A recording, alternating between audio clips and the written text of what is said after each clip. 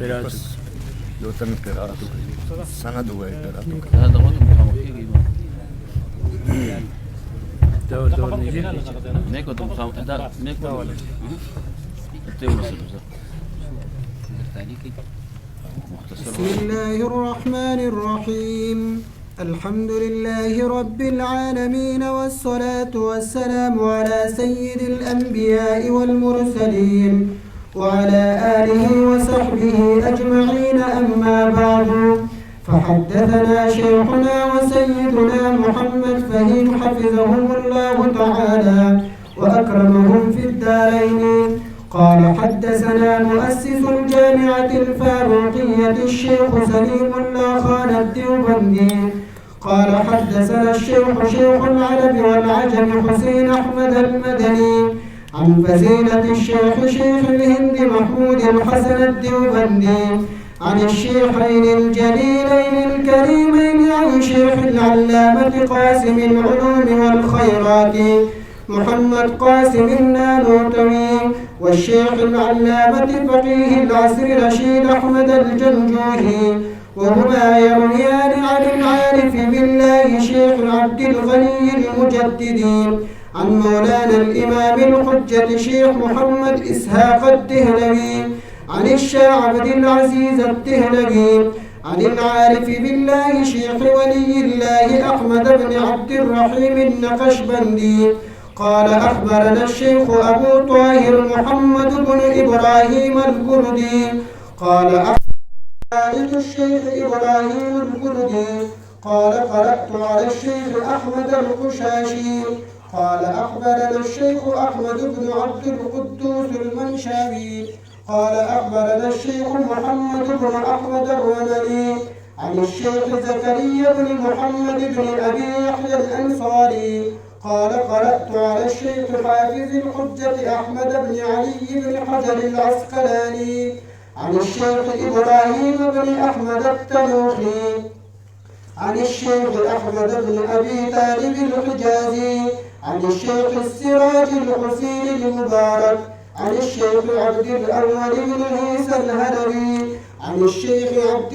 عبد الرحمن بن المزفر الداودي عن الشيخ أبي محمد عبد الله أحمد السرخسي عن الشيخ أبي عبد الله محمد بن يوسف الفردري عن الإمام الجليل الحافظ الحجة أمير المؤمنين في الحديث أبي عبد الله محمد بن إسماعيل بن إبراهيم بن المغيرة بن بردزبة الجعفي البخاري رحمه الله تعالى ومتعنا بفيوزهم وعلومهم آمين. قال باب قول الله تعالى ونضع الموازين القسط ليوم القيامة وأن أعمال بني آدم وقولهم يوزن توزن. وقال مجاهد القسطاس العدل بالرومية ويقال القسط مصدر المقسط وهو العادل وأما القاسط فهو الجائر. قال حدثنا أحمد بن أشكال قال حدثنا محمد بن فزيل عن عبادة بن القعقاع عن أبي زرعة عن أبي هريرة رضي الله عنه قال قال النبي صلى الله عليه وسلم كلمتان حبيبتان إلى الرحمن خفيفتان على اللسان ثقيلتان في الميزان سبحان الله وبحمده سبحان الله العظيم.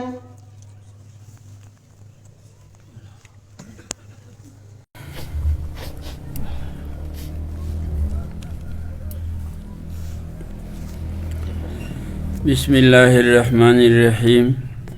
اللهم صل على سيدنا محمد وعلى آل سيدنا محمد بعدد من صلى عليه وصل على سيدنا محمد وعلى آل سيدنا محمد بعدد من لم يصل عليه وصل كذلك على سائر الأنبياء والمرسلين وعلى الملائكة المقربين وعلى الصحابة والتابعين وعلى من تبعهم بإحسان إلى يوم الدين. باب قول الله تعالى ونزع الموازين القسط ليوم القيامة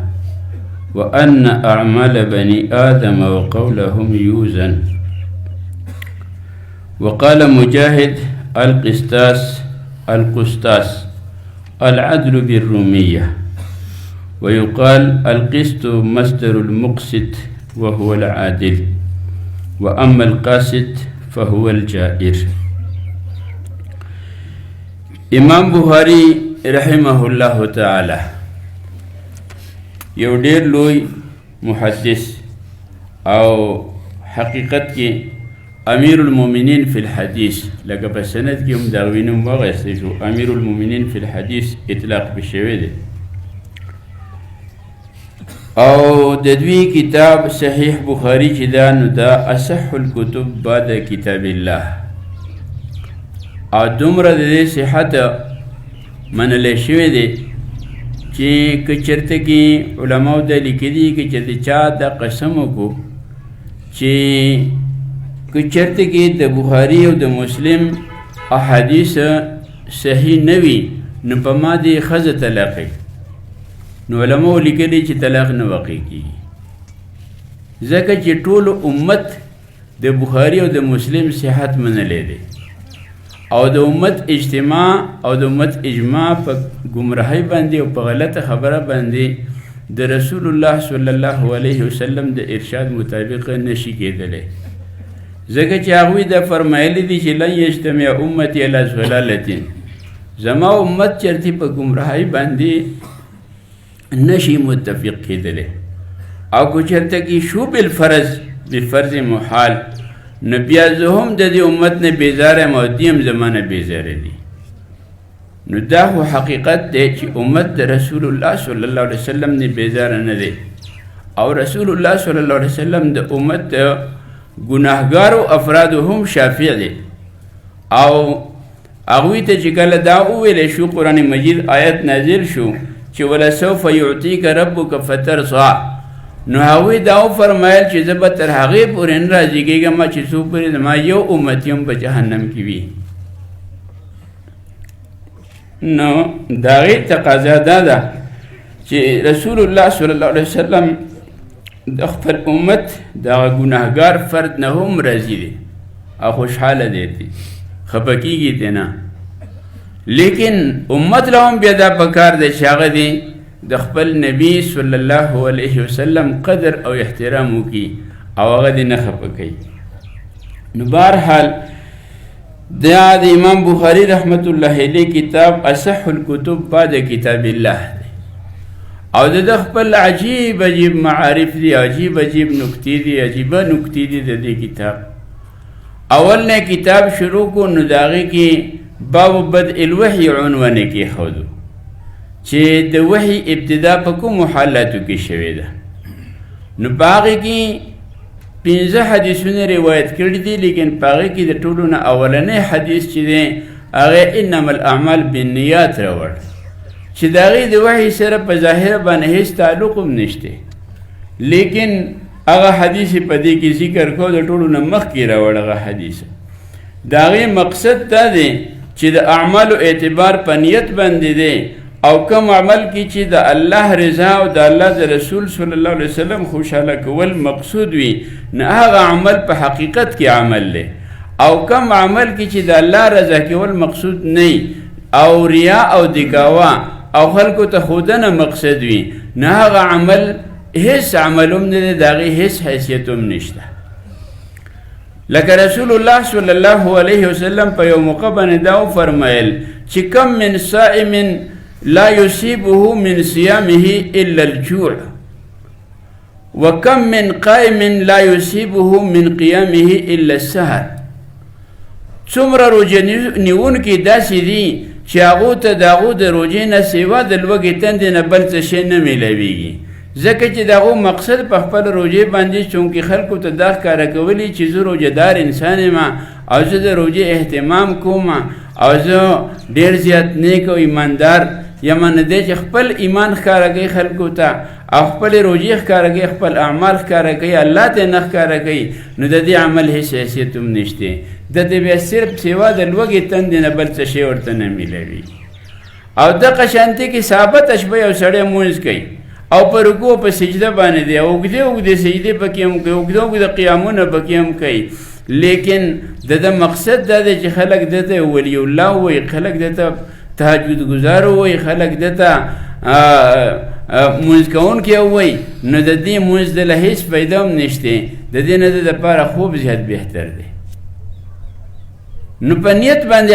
عمل ګرځي او بې د نیت نه عمل چې دی هغه هېڅ عمل هم نه دی نو په هغې کې دا وفرمیل چې انما الاعمال بالنیات و انما لامرئ ما نوی د اعمالو اعتبار په نیت باندې دی او د انسان دپاره هر هغه شی دی چې د د هغې نیت کړی په یو عمل باندې سړی لس نیته وکړي نو د لسو نیتونو ثواب به پرې میلاویږي لکه یو سړی مونځ راغی جومات ته لیکن ده په دې کې یو نیت دا وکړو چې زه به د جمع مونځ وکړم دا خو د مقصد دی لیکن د هغې نه علاوه ته ورسره دا نیت وکړو چې څو پورې په جومات کې یم زه به اعتکاف کې یم د اعتکاف مستقل اجر او ثواب ورته میلاو شو که ده ورسره دا هم نیت وکړو چې هلته مونځګزار راغلي هغه زما پېژندګلۍ والا خلک به وي په هغو کې به زه تفقد وکړم معلومات به وکړم چې څوک پکې صحتیاب بیمار شته که نشته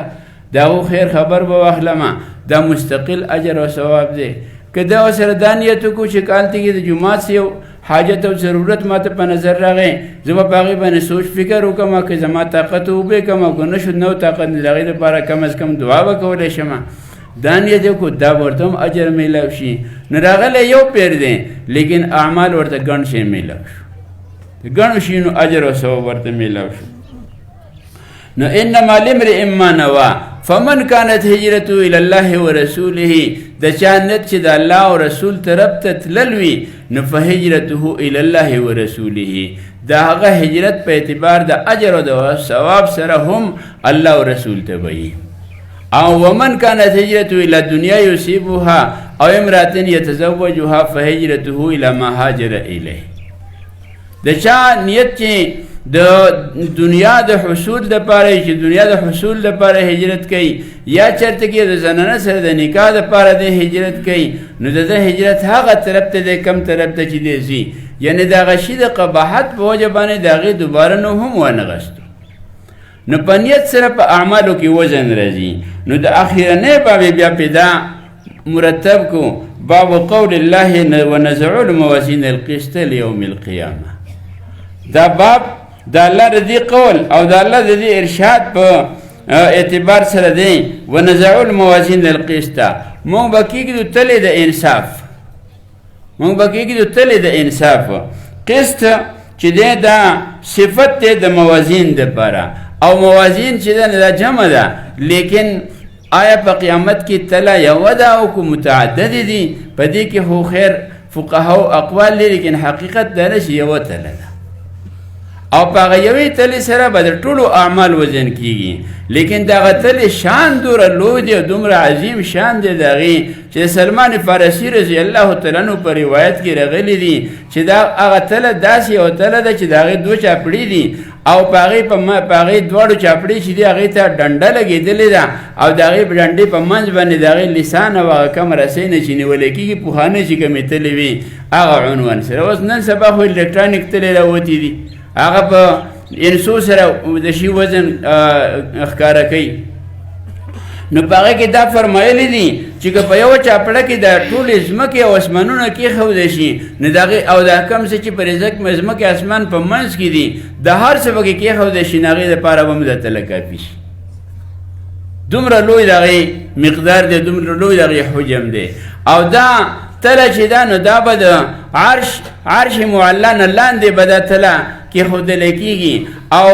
په ښۍ چاپړه کې به چې دي نو د اعمال حسنه اچولی کېږي او په ګسه چاپړه کې چې ده په هغې کې به ګناهونه اچولی کېږي په دې کې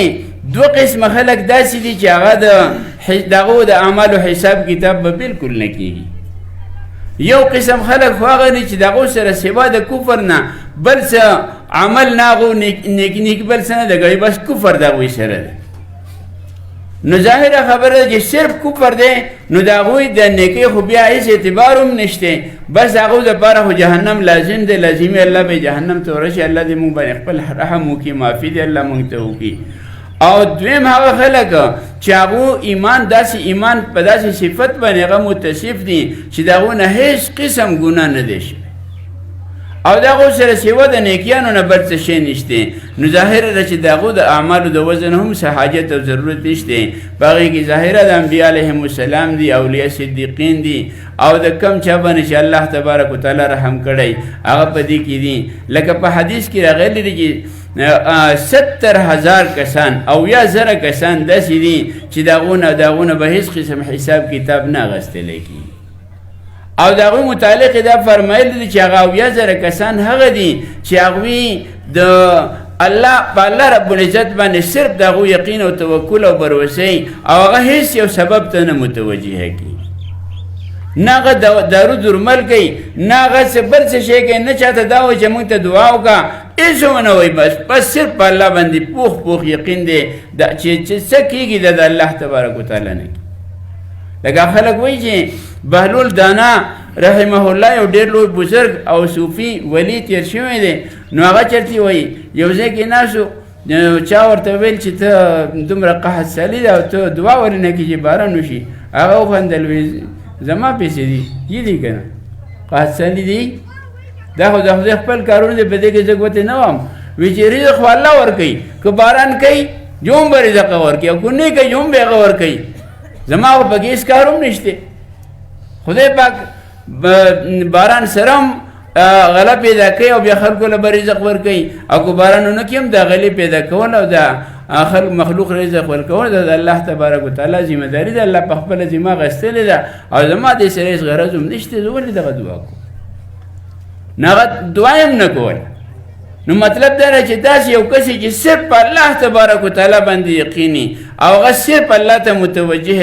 او د الله باندې یقیني، نو داسې خلک چې دي او 10,000 کسان په داسې خلکو کې دي چې هغه به جنت ته ځي او د هغو سره به هېڅ قسم حساب کتاب به د هغو سره نشي کېدلی. او د هغې نه علاوه نور چې څومره مخلوقات دي د هغو اعمال به تللی کېږي. بیا دا تلې چې دي په دې باندې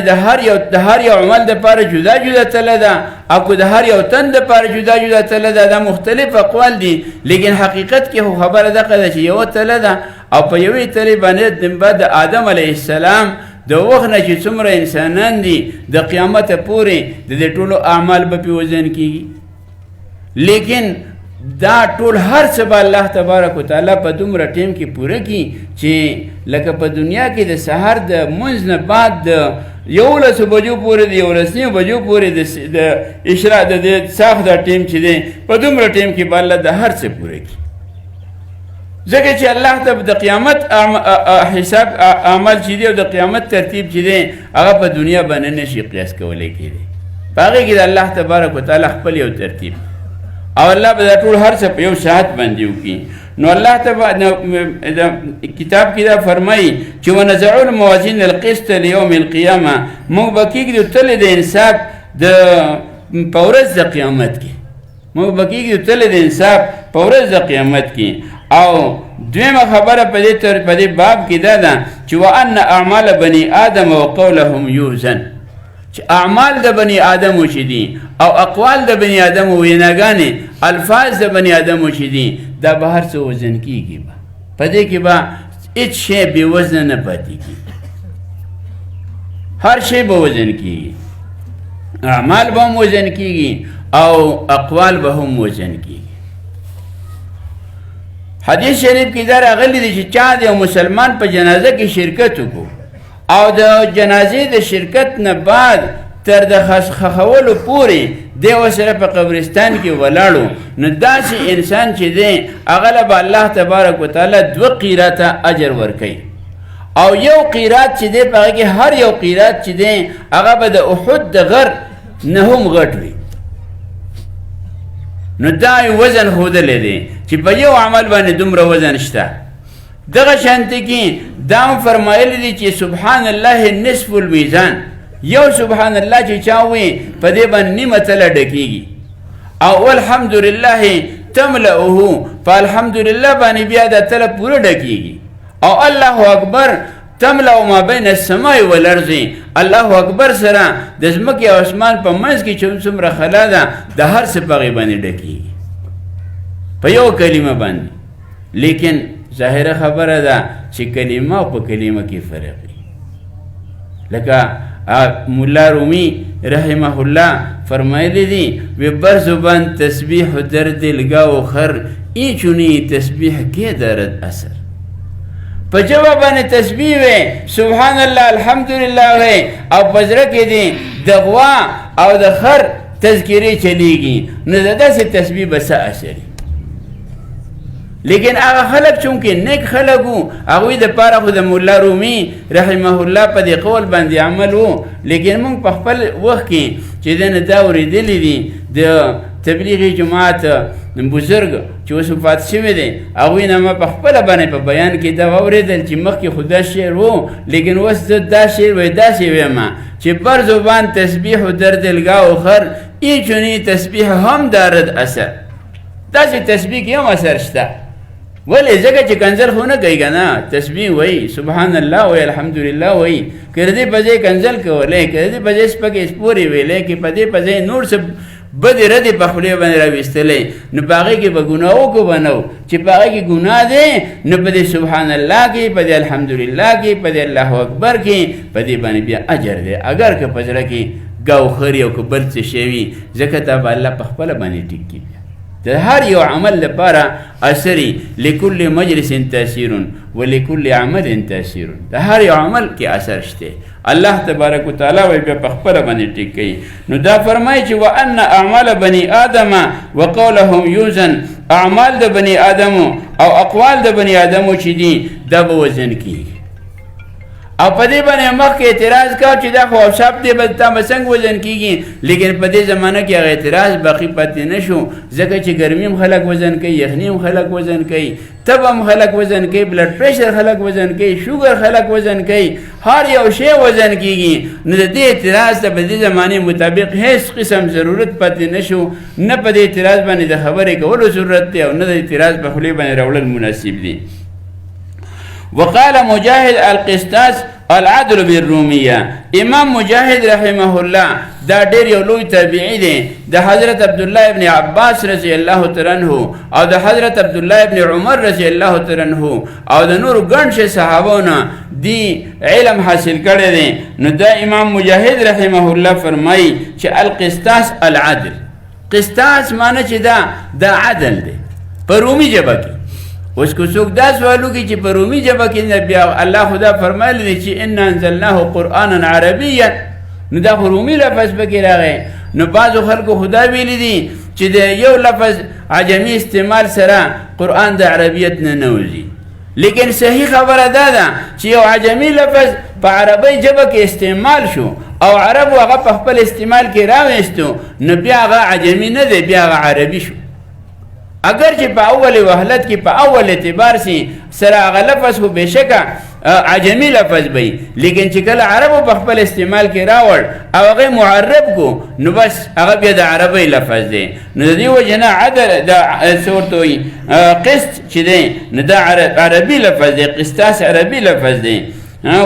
وقال مجاهد القسطاس العدل بالروميه امام مجاهد فرمایي چې قسطاس عدل ته ویل کېږي په رومي ژبه کې. ويقال او بعضو دا ویلي دي چې القسط مصدر المقسط قسط چې دی دا مصدر د مقسط دی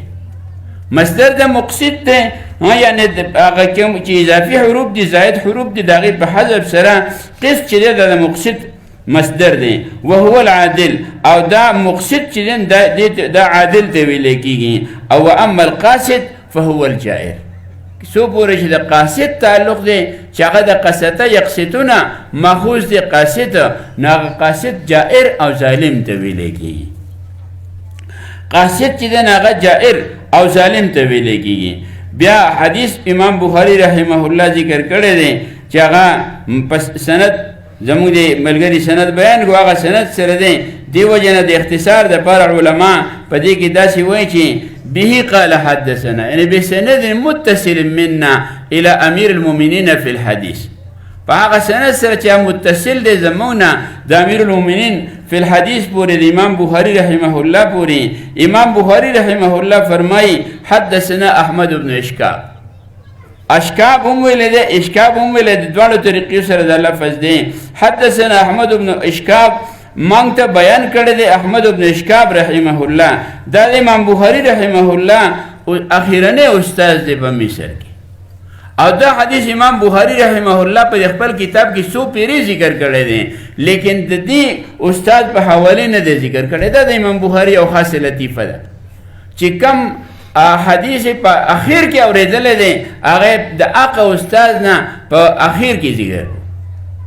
دا خپل لطیف دي نو چې حدثنا احمد بن اشکاب مونږ ته حدیث بیان کړی دی احمد بن اشکاب رحمه الله قال هغه فرمایي حدثنا محمد بن فضیل مونږ ته حدیث بیان کړی دی محمد ابن فضیل او هغه نقل کوي د عمره بن القعقاع رحمه الله نه او هغه نقل کوي د امام ابو زرع رحمه الله نه هغه نقل کوي د حضرت ابو هريره رضی الله تعالی عنه حضرت ابو هريره رضی الله تعالی عنه د رسول الله صلی الله علیه وسلم صحابي دی او د رسول الله صلی الله علیه وسلم سره د دوی عمر چې دی صرف 4 کال تیر شوی دی د غزوه خیبر په موقع باندې چې هغه په محرم 7 هجری کې هغه واقعیا شوی و د غزوه خیبر په ختم باندې دوی د رسول الله صلی الله علیه وسلم مجلس ته راغلي او د خیبر غنیمتونه تقسیمېدل او د په هغه وخت کې حاضر شو او مسلمان شو او دغه 7 هجری بیا 9 هجری بیا 10 هجری 7 هجری 8 هجری 9 هجری او 10 هجری 4 کال شو نو دا 4 کال دی د رسول الله صلی الله علیه وسلم سره پاتې شوی دی او په مسجد نبوي کې صفه یو چبوتره وه هغې کې به دا طلبه علم اوسېدل د هغوی تعداد چې دی کم نه کم 80 او یا 80 تنه او زیات نه زیات به 200 هم برابرېدل کله نو دوی به په هغه ځای کې اوسېدل او دا حضرت ابو هریره رضی الله تعالی عنه به د رسول الله صلی الله علیه وسلم هر یو ارشاد اورېدو او یادولو کوشش به یې کوه یو پیر ذکر وکړو رسول الله صلی الله علیه وسلم ته چې یا رسول الله ستانه ګڼ شی خبرې واورم لیکن ماته نه یادېږي زمانه بیا هیر شي رسول الله صلی الله علیه وسلم یو پیر بیا راووتو او دا یې وفرمایل چې په تاسو کې کم یو تن داسې دی چې زه د خپل وینا چې زه په دې وخت کې کومه خبرې کومه او د دې خبرو په ختم باندې هغه خپل صادر خور کړي او بیا هغه صادر هغه راجمع کړي او خپل سینې سره ولګي نو دغه نه بیا هیڅ یو شی نه یریږي ابو هريره رضی الله تعالی عنہ فرمایي چې په ما په جسم باندې بس دغه یو صادرو مطلب دا اضافي کپڑا د سینې چې کپڑے بالکل وستل لغړ شو خو اضافي کپڑا سره دغه یو لکه موږ دا صادر غوستلې جوبا غوستلې دغه نه لاندې کپڑے نو د سره دغه یو صادرو لاندې کم ازار او ردا چې به ورته ویل کېده یو صادر بل به اغوستو یا به کمیس اغوستو او لاندې به ازار لنګ به په هغه زمانه کې هغه خو جدا و لیکن یو صادر له پاسه بل اغوستلی و نو چې هغه صادر مخور کو او رسول الله صلی الله علیه وسلم د لاسو په اشارې باندې داسې لاس یې ورته ګزارل چې په دې کې څه شی پکې ورشي لکه د عالم غیب نه یو شی ورشي او چې کله رسول الله صلی الله علیه وسلم خپل خبره ختم کړه ما هغه صادر را جمع کو او د خپل سینې سره مې ولګاو او د هغې نه بعد ما نه بیا هېڅ یو خبر نه دی رسېدلی 5374 روایات دي د رسول الله صلی الله علیه وسلم په دې مختلفو کتابونو کې په بخاري کې مسلم کې ترمذي کې ابو داود کې او په ابن ماجه کې او په نسائی شریف کې په موطئینو کې په دې ټولو کتابونو کې د دې 5374 روایات موجود دي او دومره روایت د هیڅ یو صحابي نه دي منقول څومره چې د دې نه منقول دي ایمان راوړ او د ایمان د راوړلو نه بعد د دې والده صاحبه چې وه نه په کفر باندې او هغه نه مسلمانېدله او هغې به ډېرې غلطې خبرې به هم کولې او د رسول الله صلی الله علیه وسلم ته ویلي وو لیکن لا رسول الله صلی الله علیه وسلم داسې یو خاص دعا د هغې دپاره نه وه کړې نو یو ورځ دی چې خپلې مور سره میلاو شو نو هغې د رسول الله صلی الله علیه وسلم په شان کې ډېره غلطه ژبه استعمال کړ ډېرې خرابې خبرې وکړې او دی په جړا شو په منډه باندې راغی او رسول الله صلی الله علیه وسلم ته وایي چې یا رسول الله اوس خو دعا وکړه اوس خو دې نه اخواته ما نه بیا مزید صبر نشي کېدلی او رسول الله صلی الله علیه وسلم لاس اوچت کو دعا یې وکړه او دې واپس روان شو په خوشحالۍ باندې چې ځان ته خبر ورکړم چې تا ته دومره دعا وشوه دې له رسېدلی نه دی چې دا دروازه چې ولیدله بنده کړې ده هغې ته یې لټ لګولی دی او دې بهر چې غوږ کېښودو نو د اوبو اواز راتو چې اوبه څوک لکه غسل کوي لامبې څوک نو دننه ورته اواز راغی چې ابوهریره لږ ودرېږه صبر وکړه او چې هغې کله غسل وکړو او کپړې واغوستلې او دروازې کولاو کړه او دې چې دننه ورغی نو هغې کلمه شهادت وویله مسلمانه شو نو د رسول الله صلی الله علیه وسلم په دعا باندې ردی والده صاحبه مسلمانه شوې ده او دا ډېر زیات روایت د دینه منقول دي عن ابي هريره رضي الله عنه قال قال النبي صلى الله عليه وسلم كلمتان حبيبتان الى الرحمن دو خبرې دي کلمتان کلمې مراد خبره یو کلام ځکه چې دا خو کلام دی لا اله الا الله محمد رسول الله مونږ ورته خو په خپله ژبه کې کلمه وایو خو دا خو پوره یو کلام مفید دی چې د دې معنی ده چې لا اله الا الله هیڅ یو معبود نشته د الله نه سوا محمد رسول الله محمد صلی الله علیه وسلم د الله پاک رښتینی رسول دی دا پوره کلام دی نو کلمه په معنی د کلام باندې راځي په عربی کې کلمتان حبیبتان دو کلمې دي چې هغه ډېرې زیاتې محبوبې دي للرحمن رحمان ته الله تبارک وتعالی ته رحمان د الله تبارک وتعالی صفت دی لیکن دا داسې صفت دی چې دا د الله د ذات نه چېرته کې جدا کېږي نه او د دې رحمان اطلاق چې دی دا په الله تبارک وتعالی باندې داسې روا دی او جایز دی لکه څنګه چې د لفظ الله اطلاق په الله باندې کېږي او د رحمان اطلاق چې دی په یو انسان باندې یوازې جایز نه دی لکه زموږ د خلک غلطي کوي او وی رحمان بابا فرمایلی دي رحمان بابا ویل چرته هم نه دی پکار عبدالرحمن بابا د هغوی نوم او د هغوی نوم رحمان نه و رحمان خو د الله نوم دی نو بهرحال فرمایي چې کلمتان حبیبتان للرحمن دو کلمې دي چې هغه ډېرې زیاتې محبوبې دي رحمان ته خفیفتان للسان او ډېرې زیاتې سپکې او اسانې دي هغه په ژبه باندې جبې ته په هیڅ یو قسم مزاحمت او هیڅ یو قسم مشکل نه وررسي په دې کې اوس څه مشکل دی چې مونږ ووایو تاسو ټول ووایئ سبحان الله وبحمده په دې کې څه مشکل دی هیڅ مشکل پکې هم نشته د یو داسې کس چې هغه د 80 کالو په عمر کې هم یې بېشکه او هغه الف او بی کې تمیز نشي کولی خو که هغه ته څوک د دې کلمو وینا ووایي یا ورته ووایي چې ته داسې ووایه دغه دپاره هم نه د مشکل هغې هم ویلی شي سبحان الله وبحمده سبحان الله العظیم او دا دوه کلمې الله تبارک وتعالی خوښې په څه وجه باندې دي په دې وجه باندې خوښې دي چې دې د الله تبارک وتعالی ټول صفات را جمع کړي دي سبحان الله کې اشاره د دې خبرې ته چې یعنی زه پاکي بیانوم د الله تبارک وتعالی د هر یو هغه صفت نه چې هغه د الله تبارک وتعالی د شان سره مناسب نه دی وبحمده او دا زماره سبحان الله چې د تسبیح چې دا ملاو ده د دې سره چې الله تبارک وتعالی په هر یو صفت حسنه باندې متصف دی سبحان الله العظیم او هغه الله تبارک وتعالی چې دوباره پاکي بیانوم چې هغه ډېر زیات لوی دی دا امام بخاری رحمت الله علیه دا حدیث چې راوړی دی په دې کې دې خبرې ته هم اشاره ده چې دا صحیح بخاری چې مونږ کوم ولوسته او دې ملګرو دې زموږ د شاګردانو ولوستله دا ټول یو مجلس دی